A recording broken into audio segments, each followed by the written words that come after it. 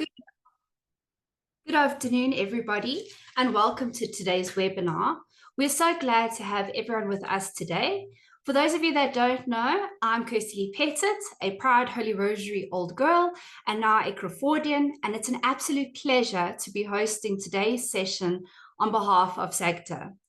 We know how busy the teaching life can be, especially this time of the year, so we really do appreciate you taking out the time to join us today.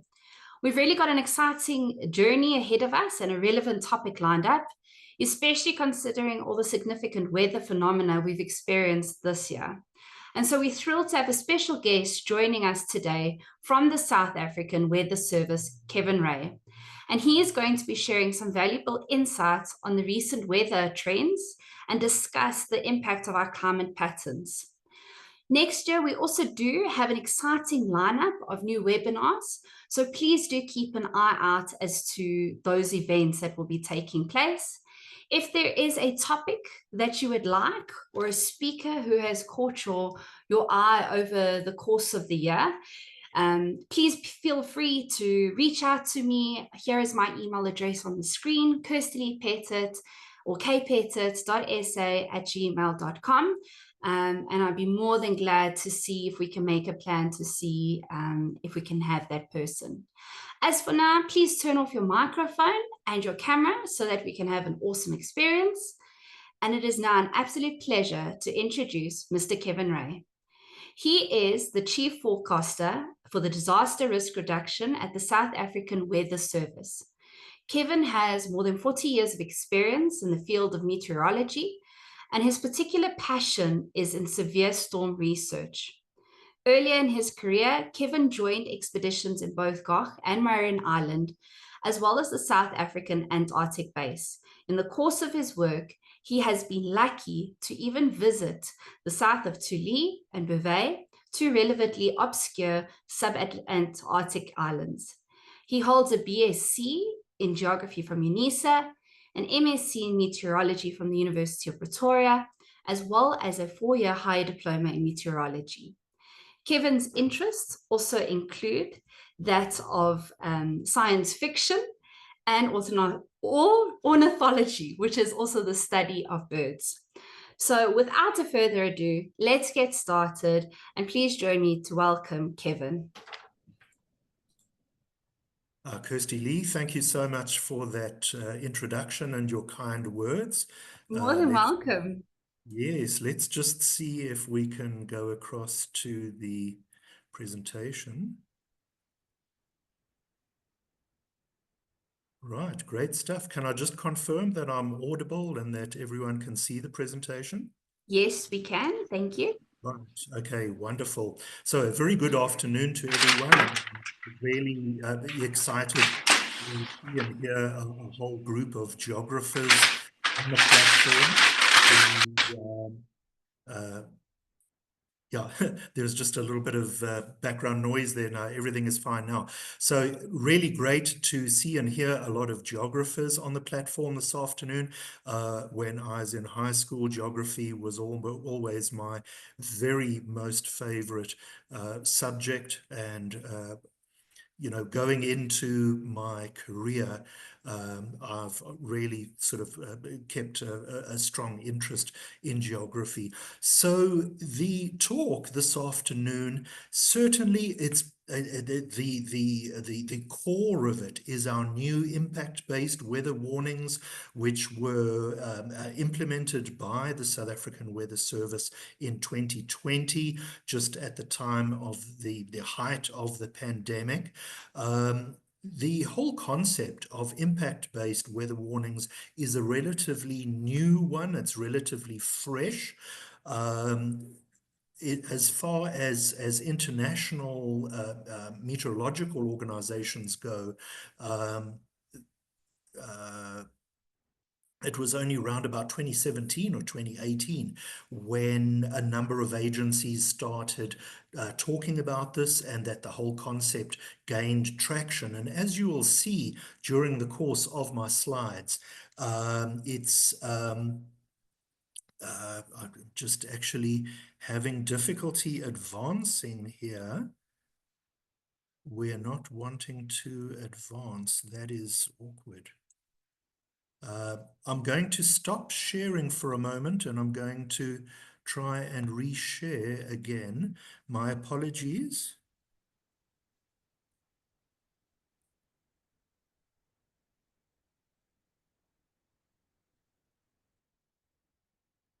Right, let's just see if we have luck again this time. Okay, there we go. Okay, great stuff. Super. So just by means of setting the stage, the whole concept of climate change and global warming is internationally accepted now. There are very few people who doubt that. There's already quite strong evidence to suggest that global warming is already proceeding at quite a fast pace. And many people are of the opinion that global warming is actually occurring a lot faster than previously thought. Now, against this particular backdrop, the frequency and severity of extreme weather worldwide is certainly on the increase. And I've just put up a couple of weather phenomena that really come to mind in terms of even, internationally, if we think of heat waves. Recently, we've even had heat waves occurring in Alaska, the Antarctic, parts of the world that were hitherto never associated with that type of extreme weather. Wildfires as well, the other side of the coin, that heat and wildfires often go together.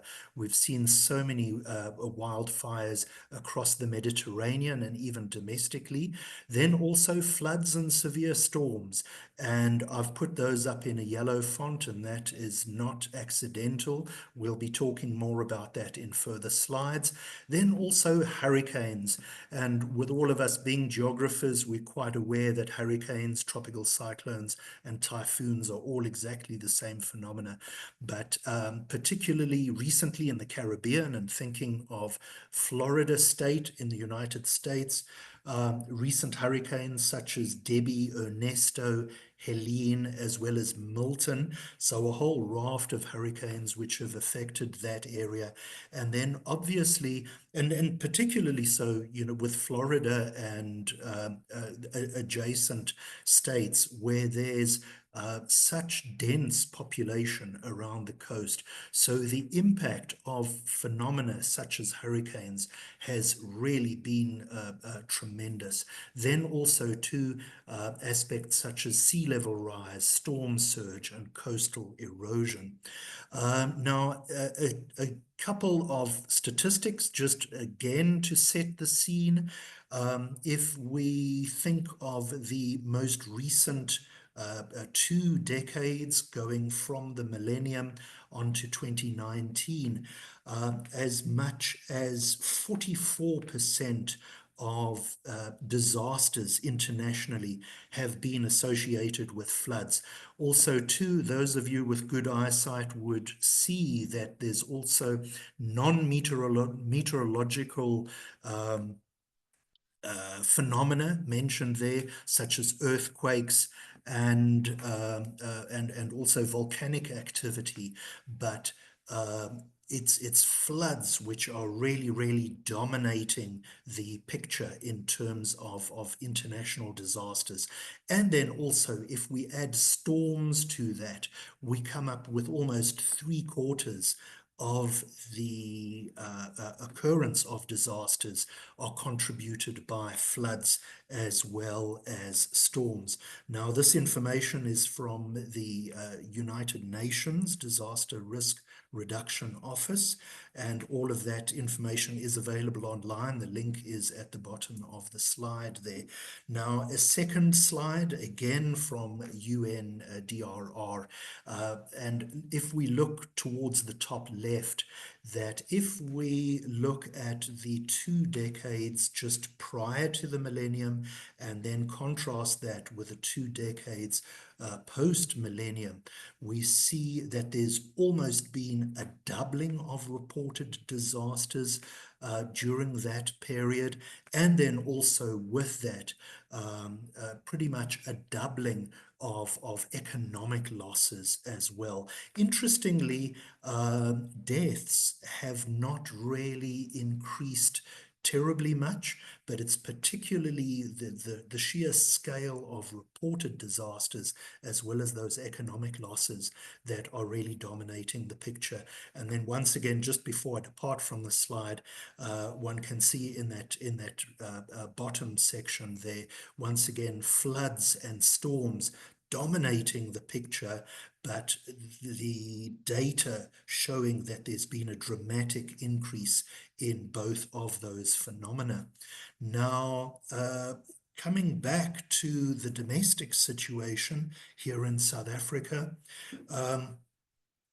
why did we decide to change our warnings so dramatically?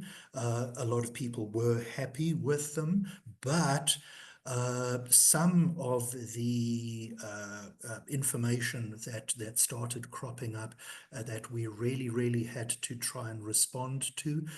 Many disaster managers had indicated that they were just confused from a meteorological perspective. Internationally, the traditional approach, if we think of UK Met Office, Australian Bureau of Met, all of the warnings were traditionally threshold based, and you would have come across that in the textbooks. Heavy rain, 50 millimeters or more in a 24-hour period, and the list goes on and on. So generally, the public as well as disaster managers were confused. There was too much going on. There were too many categories.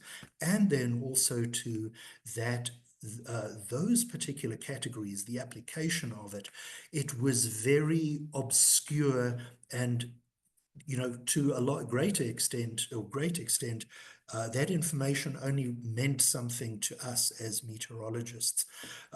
So also too, another aspect that hamstrung us, the approach that we had, you might recall sort of going back to 2017, 2018, etc., that the warnings we were applying were in those categories that you can see on the screen: no alert, an advisory, a watch, and a warning. These sort of familiar traffic signal type approach, going from yellow to amber and then into the red. But the whole concept there was that we would only issue advisories with a very long lead time of a few days. And then as the lead time reduced, as we got closer and closer to the phenomenon, we would then issue a watch. And ultimately, it was only within the final 24 hours ahead of a particular event that we were allowed to issue a warning. So once again, the public were becoming confused. What is a watch? What is a warning? How is it different from an advisory? And especially too with the rise of deterministic models in our work, that we were better and better models. We were able to have, in some cases, and you'll see this in the later slides, sometimes as much as a 3 to 5 day advance warning. And the way that we have changed now is to issue warnings at an earlier and earlier time, but also to incorporate the aspect of personal risk into that. So one of the catchphrases we came up with was that the original approach was defining what the weather would be, and with the new approach, the concept was strongly to bring out in the messaging, what will the weather do? What will it do to me personally? What will it do to the environment? Will bridges be broken?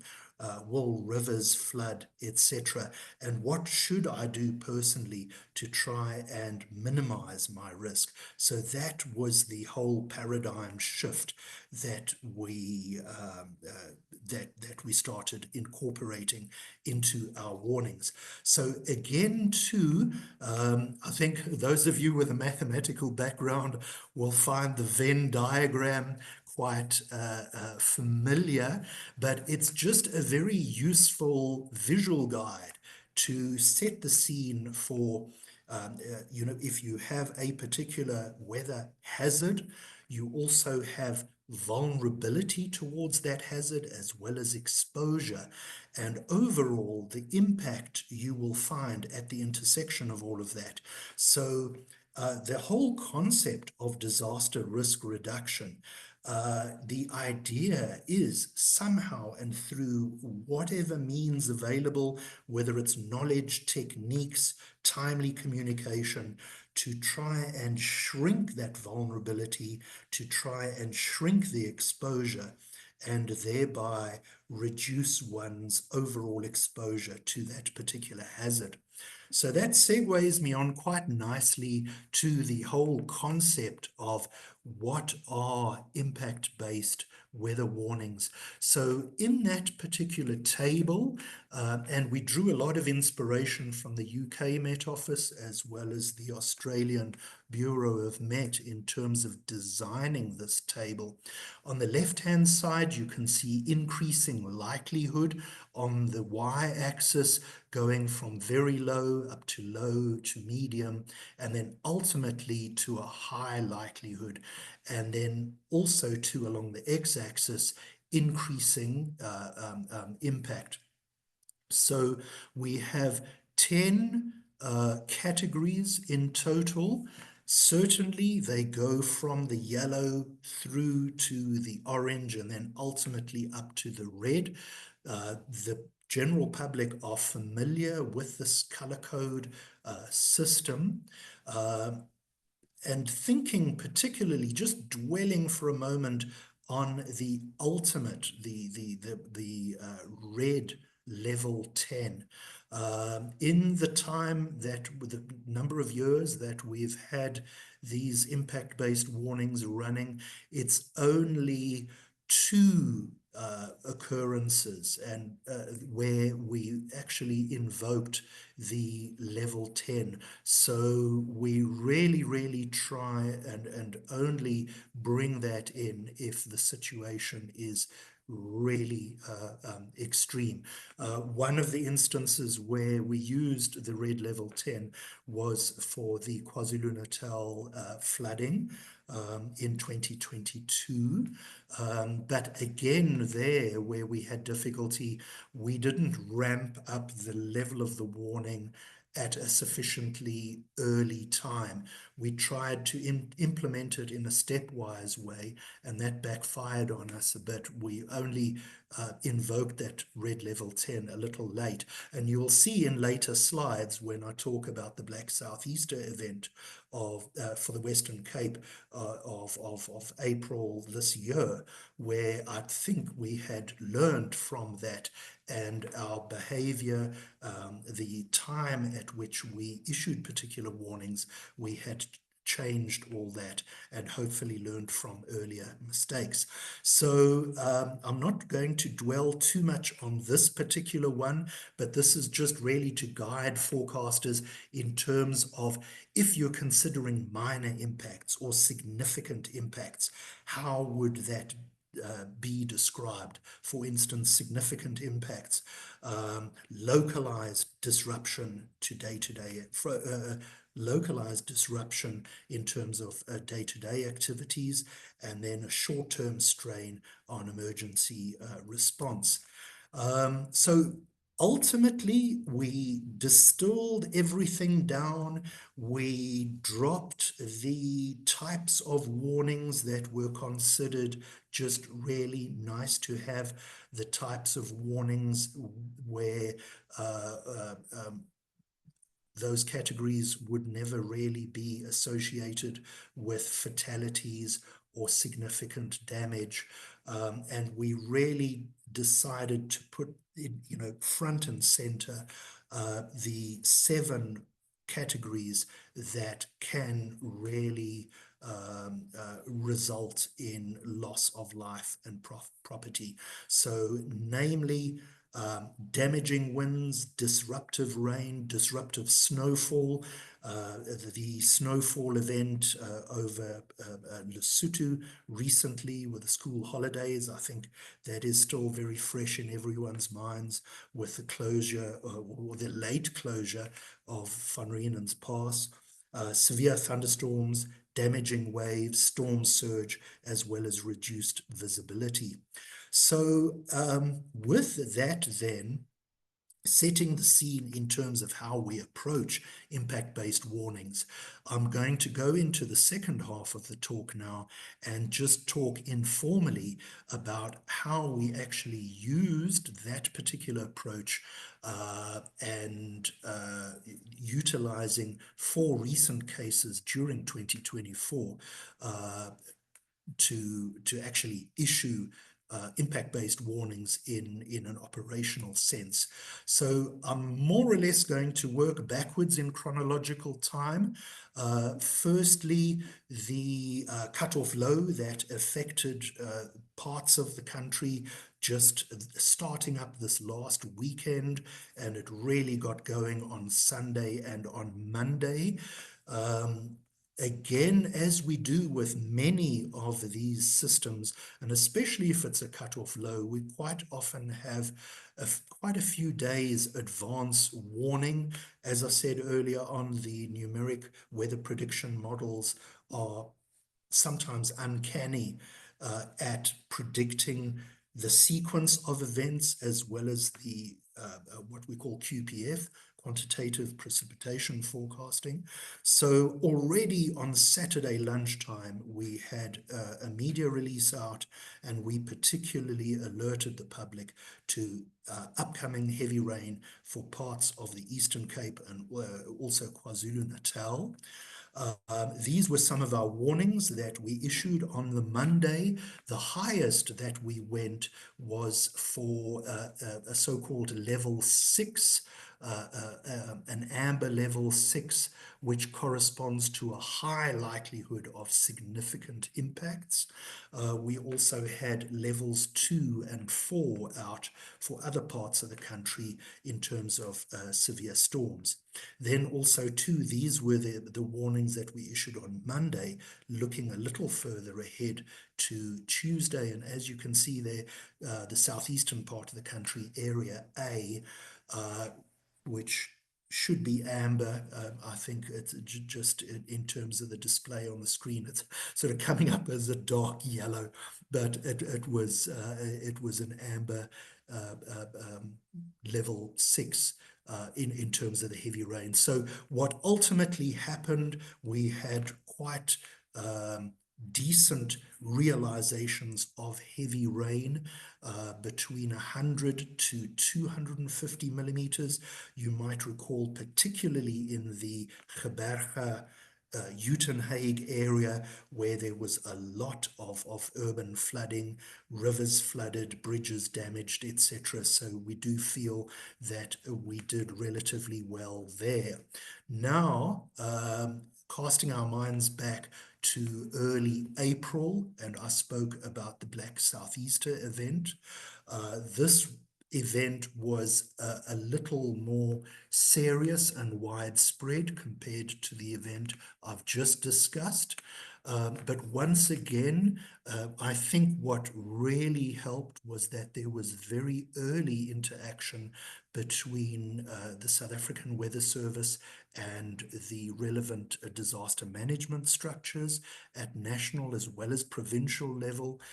In the Western Cape, a so-called JOC, which is a Joint Operations Center, was opened up and activated at a very early stage, and there was daily interaction between ourselves and the Western Cape disaster management staff. At one stage, even the Premier of the Western Cape was included in these discussions.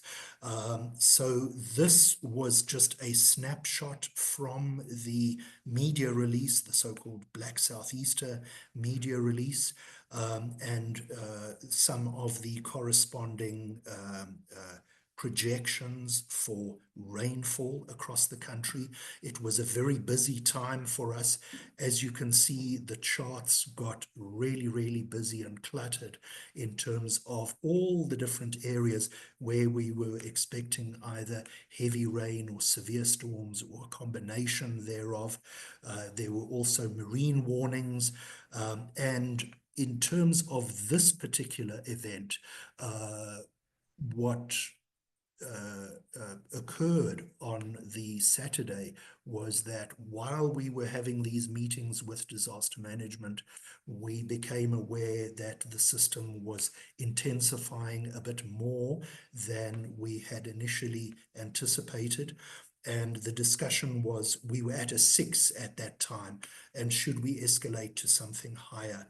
And the decision was taken to go right up from a 6 right up to a 9, which is what we did. And again, I think we had learned our lesson that if an escalation is required, particularly when it is such a severe system, and I can also mention that I think many of you would recall that as a preemptive measure, Western Cape the Western Cape government took the decision to close a number of schools in some of the districts to lessen the exposure of learners in terms of getting to and from school and perhaps getting into difficulty with flooded roads, flooded rivers, etc.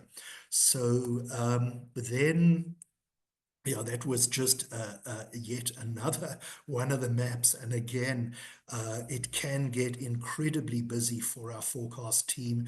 We've actually reached a stage where we have a dedicated person who deals with social media, deals with interviews, deals with creating all of this full color visual content that goes out on our website, onto social media, onto our WhatsApp groups that we have with provincial disaster management. So all of this is quite a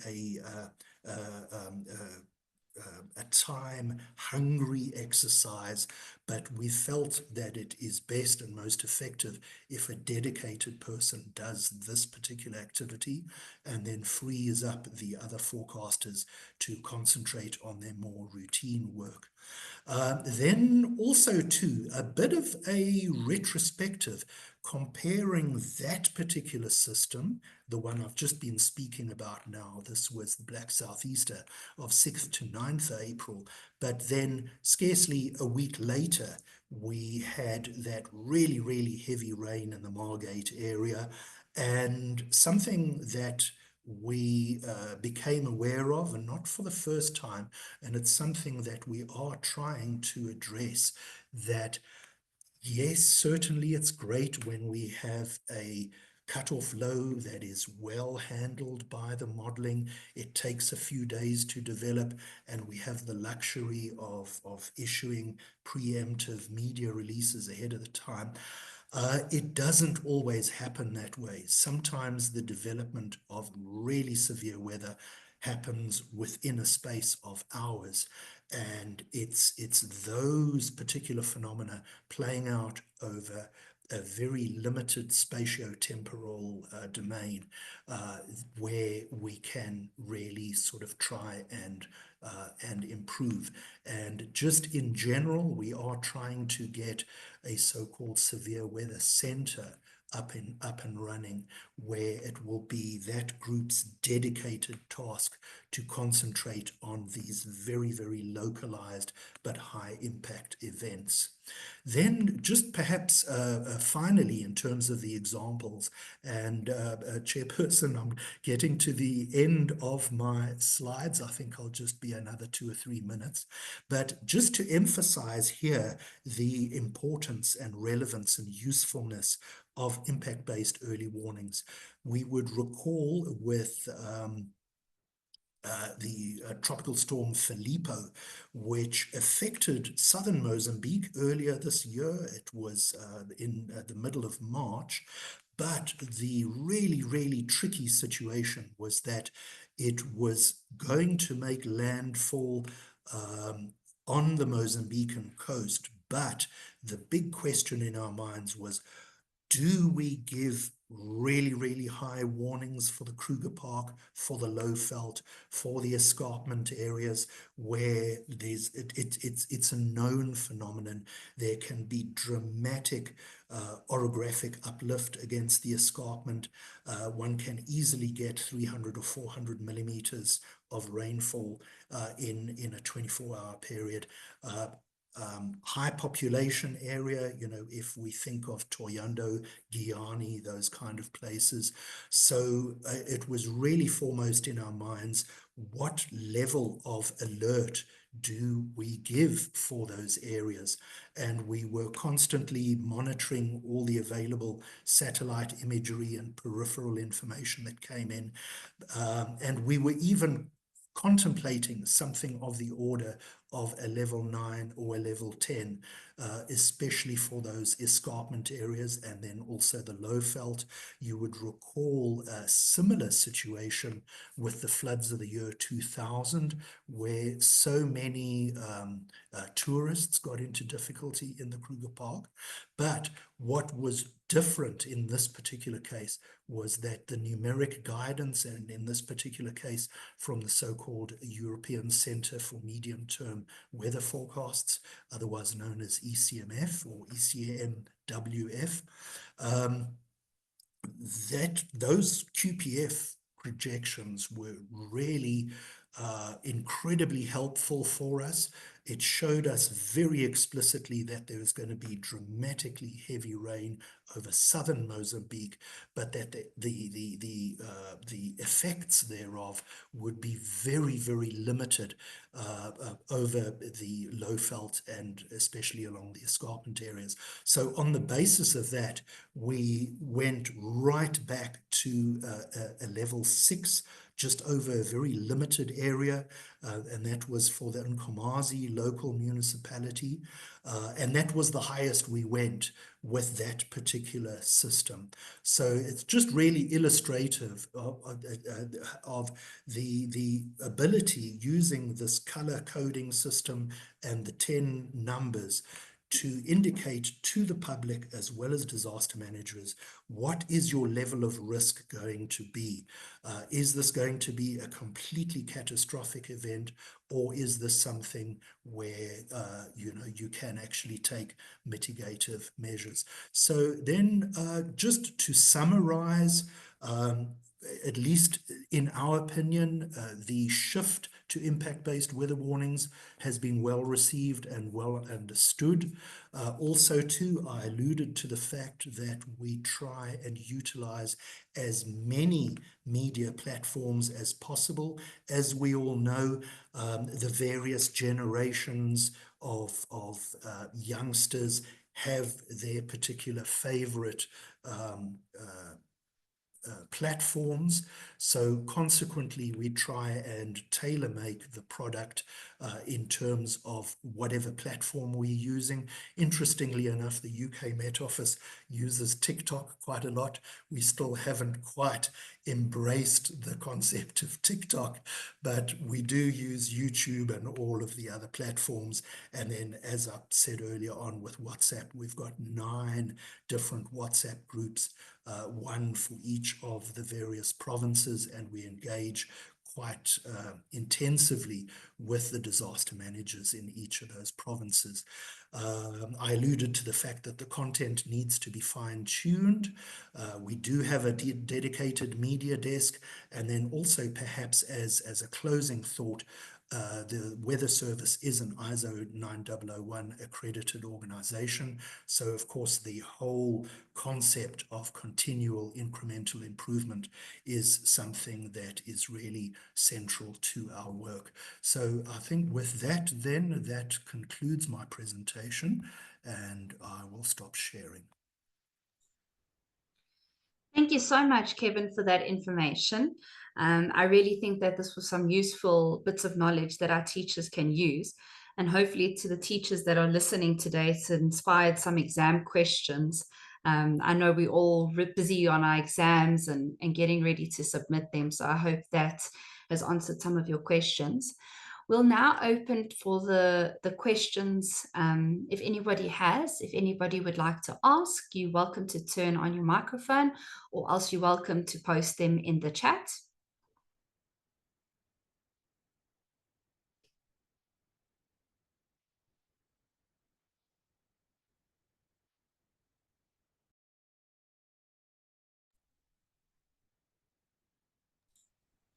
Okay, Kevin, there's a question from Justin in the comment section.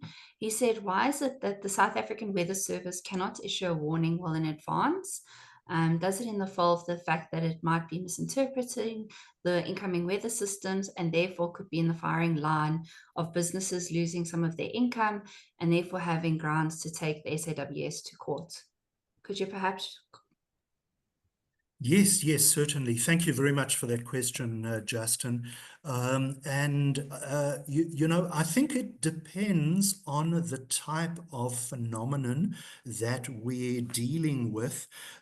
In certain cases, as I said, the really sort of Rolls-Royce situation of having a fairly easy system to deal with and to craft warnings accordingly. I used the example of cut-off lows. But at the other side of the coin, and I think this is what you're perhaps getting at, that there are phenomena, and I'm thinking particularly of severe storms, that develop very quickly and have very localized impact.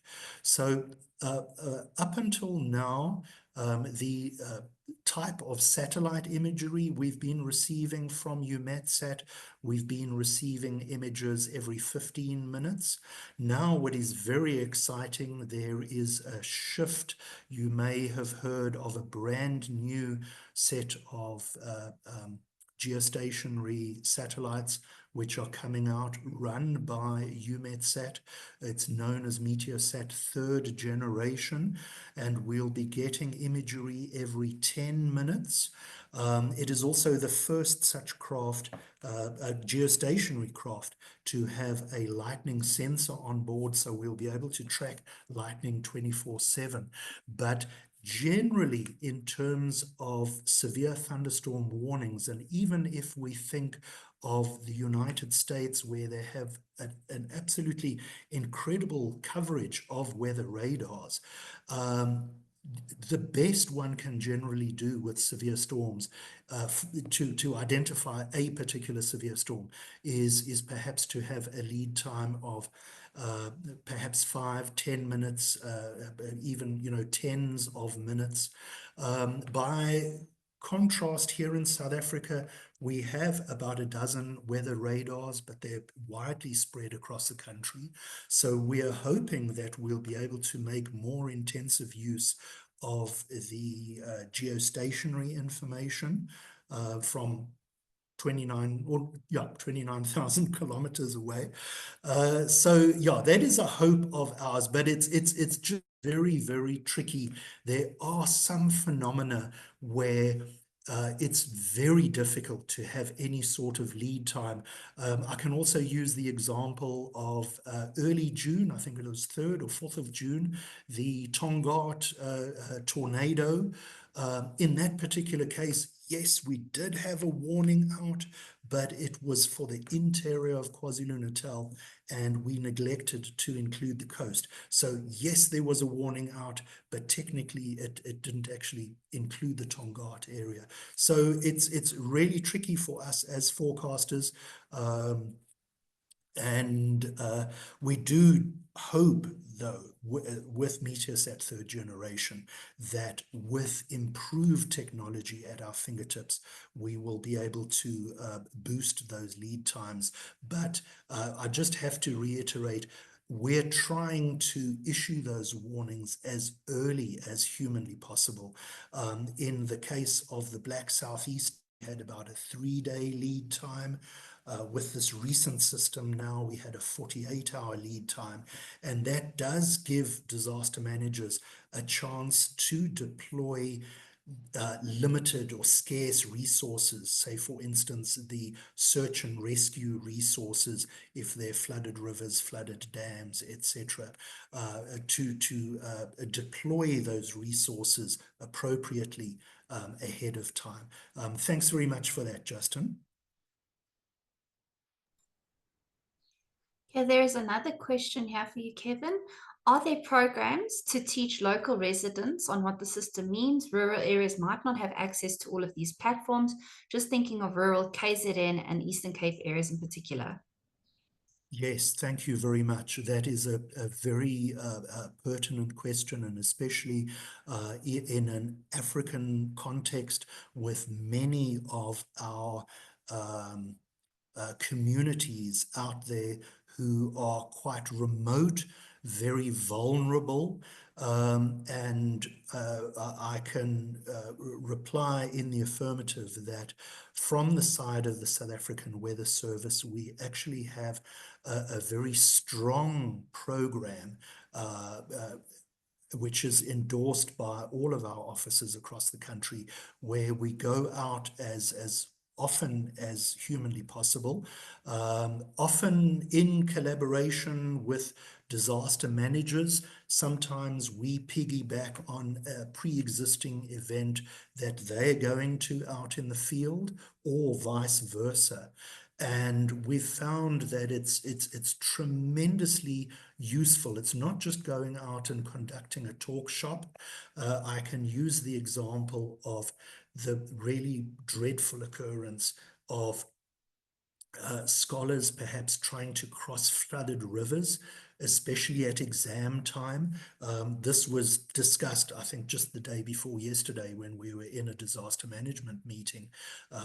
There were managers who said, well, hey, it's exam time. And this is sort of almost a sort of a seasonal phenomenon, that you have scholars who are really desperate to get to class, to get to an exam, and perhaps try and cross a flooded river and drown in the process, in extreme cases. So with our outreach, if we're able to educate scholars, learners, just to avoid inappropriate behavior, if there's a flooded river, just don't cross it. The outcome could really be quite dreadful.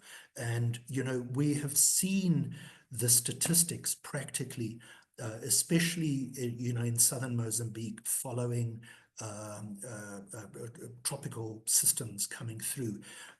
In the first 48 hours or so, we think we've done a good job, but then the weather clears up, those rivers are flowing strongly, and that is when desperate people try to cross rivers and get into difficulty. So a lot of it is about educating people, in terms of what is appropriate behavior, or not going outside during a thunderstorm, etc.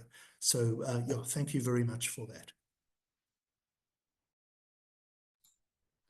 Okay, Justin has another question as well. He said, how serious are the current hailstorm outlooks for the incoming summer? It seems as if those thunderstorms are creating mass damage to maize farms and even to public property in the Highveld, Lowveld, and in KZN. Yeah, thank you very much for that, Justin. And again, that's a very, very relevant question. Just yesterday, as the cutoff low moved out finally, and very, very dry, cold mid-tropospheric air moved in over the interior, we had quite a number of instances of hail. And as we would all know, especially on the high veld, the months of October as well as November are the months where the risk from large hail is particularly high. It's at its highest in the months of October and November. Interestingly enough, just a bit of background information. Some of you might recall the CSIR Emitech program where they had the hail cards in the 70s and the early 80s. And we were able to process a whole whack, like literally thousands and thousands of these cards valid for the Gauteng area. And the information that came out there is that it's only 20% of hailstorms that actually cause damaging hail. A full 80% of the occurrence of hail is really in that smaller, sort of in those smaller categories, rice, pea, marble size hail that wouldn't really damage vehicles or crops, etc. But that being said, supercell storms for the high veld, and I'm thinking Gauteng, the eastern high veld of Mpumalanga, climatologically, the months of October, November are the most dangerous. So needless to say, we are on very, very high alert in terms of monitoring potential storms.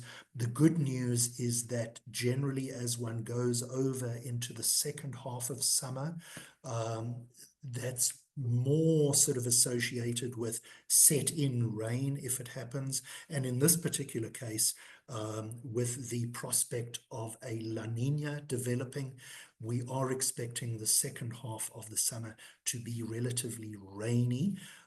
So yeah, I think the risk, especially towards crops, the built infrastructure, etc., for the high veld, I would particularly highlight the months of October and November as being really, really high vulnerability months. Thanks very much. Thank you very much, Kevin. I think we're going to close the Q&A questions now. We just have two adverts just before we end today's session. But just from our side, a very, very huge thank you for all the knowledge that you've shared with us today and the different insights that you've given us. And I'm now going to head over and hand over to Abby, who's going to be speaking to us about GIS for a second.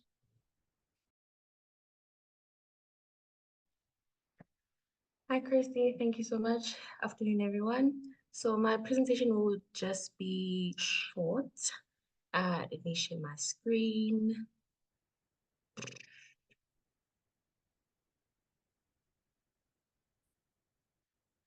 Right.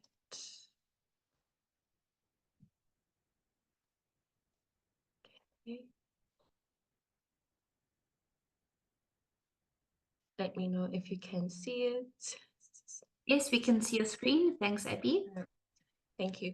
Thank you so much, everyone, for joining, and thank you for all the wonderful presentations that have come for this one. So in my instance, it's just to let everyone know that we are now offering free courses for grade 8 and 10 students. And also we are still offering the GIS fundamentals for educators course. So for you to be able to access the course, just simply type in katoza.com. After typing katoza.com, simply go to courses. When you reach our courses page, then you will see the GIS Fundamentals teachers courses, the grade 12 course, which is a year subscription that students can come in, buy the course, and then they get a year subscription to the course and the material as well. And then you have the grade 8 and the grade 10 material, which is free for use for you, your students, or anyone basically that wants to be able to upskill their skills when it comes to map making in GIS. So when you get to these two courses, just simply click on, for example, the grade 8 course, and then you just simply request the link. So I'll just type in my email address and simply click send. There you go. And then you should be able to get, oh, I sent it to myself twice. And then immediately you get an email with the enrollment key and a link to the course. So when you click on the link, it will directly take you to the course, and then just simply copy and paste this enrollment key and log in as a guest. At the moment, our website is still, our training website is still under maintenance, but it should be available for everyone to use from next week, Monday. So thank you for the presentation. If you have any questions, please don't hesitate to ask me on the chat. I'm here to answer any questions, but do use these resources, enjoy them, and just use them to your full potential. Thank you. Thank you very much, Abby. We're now going to move on to Jasper, who's going to be speaking to us about the geography journals.